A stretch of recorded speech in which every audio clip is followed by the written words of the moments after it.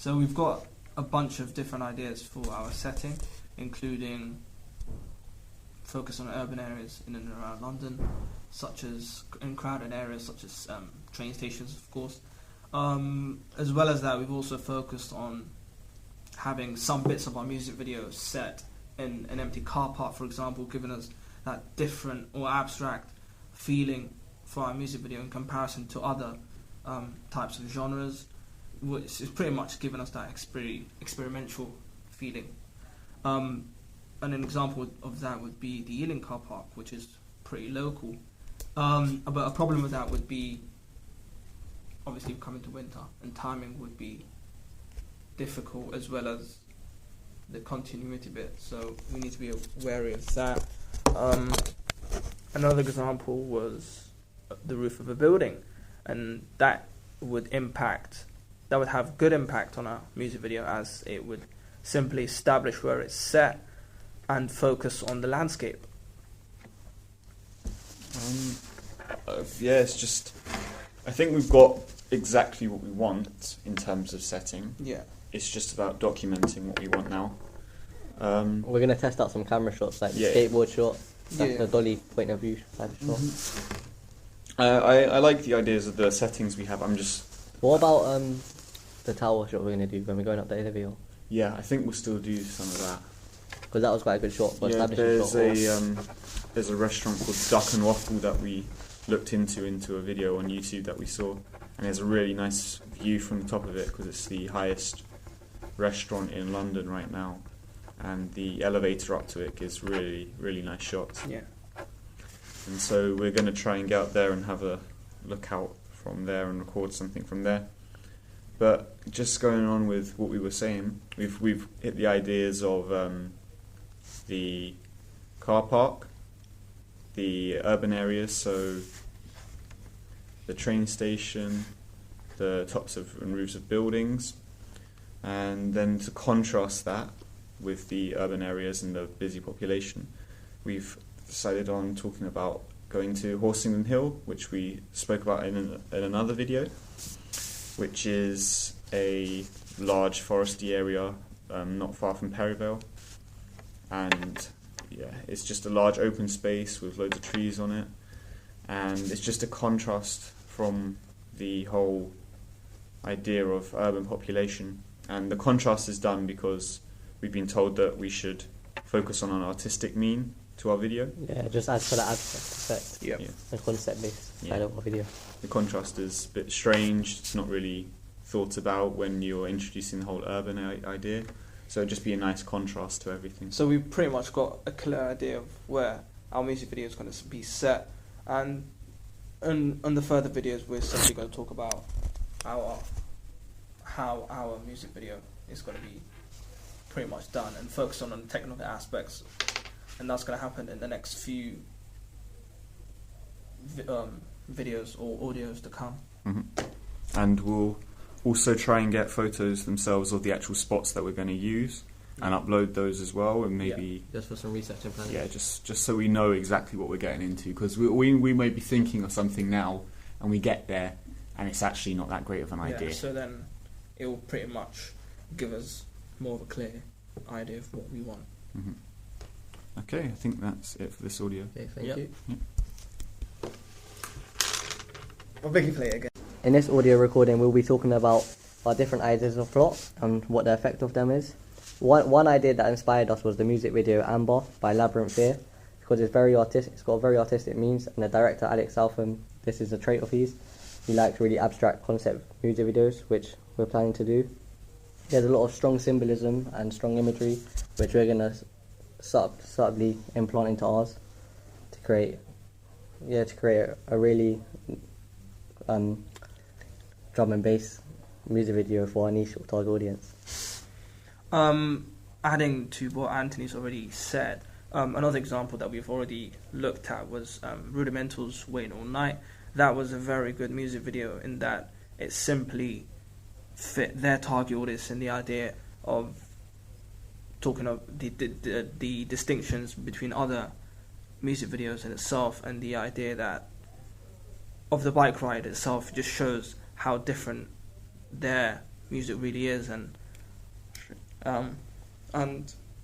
how unconventional it is in comparison to different approaches in the music industry, and how that idea would simply be put forward to our music video, and so that it could fit our target audience. Just adding on from that, the idea of Rudimental's video is that it's based on a paraplegic BMXer that lost his leg due to an accident while he was on his BMX, and that has no relation to the song itself. It's just a very strange concept to have the video that is almost documentary-like to a music video that has unrelating lyrics to it. And again, from our target research, we found that the audience doesn't really care about the lyrics relating to the video. So it's just a nice contrast to have, and it's quite a nice artistic idea to have. And while researching into that kind of thing, we came across some videos presented by a YouTuber called Fun for Louie. And in some of his videos, he uses a penny board, which is a smaller version of a skateboard, to ride around certain places. And some of the shots that he used while on board his on his board was actually really interesting and unique. So we thought about copying some of those shots and using them and trying to develop them even further for our use. And we're going to have some testers of that and see what it looks like both during day and during night. And we'll continue on with that kind of testing, as well as the idea of the protagonist in the plot and the narrative being dressed in a full-scale costume. And we're also warming to the idea of having two other characters in the narrative, but not having fully dressed in the fancy dress, but only having masks on. And the idea is that the three characters will be riding round on either bikes or boards, and will be just this kind of abstract kind of idea that it's not relating to the song at all. It's just an artistic kind of way of presenting itself as a music video. You'll have no real linking narrative or no real straightforward narrative. It will just be the idea of these three characters riding around through these urban areas of London, as well as the contrasting and artistic ideas of riding around through open spaces and through Horsingden Hill. I guess that's what we can say about the narrative for now. The ideas of Amber's music video being abstract and not really artistic. It's being very artistic, and it's not really trying to apply conventions to itself. It's being subversive. The ideas of Rudimental's music video Waiting All Night, where it's based off of nothing due to the lyrics, and more of this documentary style about a paraplegic BMXer, and the ideas of other YouTube videos, so other inspirations that aren't exactly music videos, and using their camera shots and their techniques to help us develop our music video in such a way that we can apply all three of the videos and techniques and create something that is intertextual with each other. So thanks for listening to this audio log. Bye. Whenever you're ready. Drum and bass is a unconventional music genre that originated from the underground in the UK in the 1990s. It is normally consists of energetic music, and then the music videos consist of rapid editing cuts to convey this. As well as that, the drum and bass genre simply has a target audience. It's a very niche target audience, which is very underground. However, the likes of DJ Fresh and Chaser Status and Rudimental have moved away from that, however fitting into the drum and bass genre, but appealing to a more wider demographic audience. On the other hand, the drum and bass genre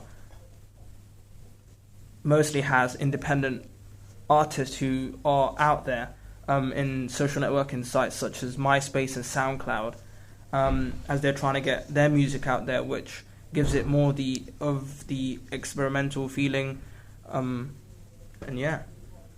Leading on from that, we understood that the main market for niche and independent artists in the drum and bass area are found on MySpace and SoundCloud and YouTube and things like that, and they're not very well known.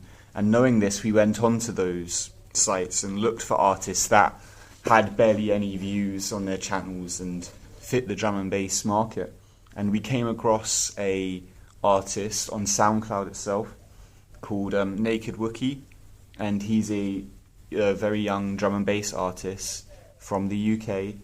And I sent him a message and I asked if it was possible to use his music for a music video for our A-level, and he agreed. He said that he'd like to have some input in what the video is because it is his music and he doesn't want it to be completely unpresented from himself.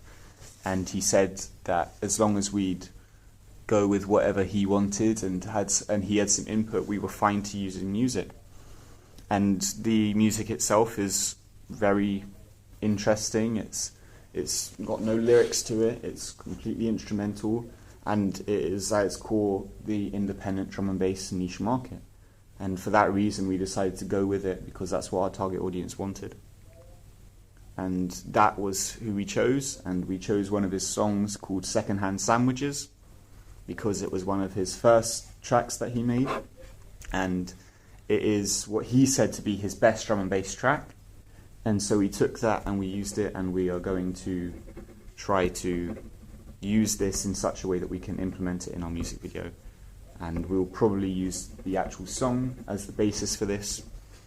However, the song is about 5 minutes long, and we are currently talking to him to try and use our own techniques to edit it so that it's a bit shorter, around the 2-minute 40, 2-minute 50 mark. And he said he's fine with that. And so the ideas of plot and narrative and setting are coming into that, and we're using that with the video itself, and hopefully we'll be able to get a nice strong video from it that presents what we're trying to convey. Again, thanks for listening.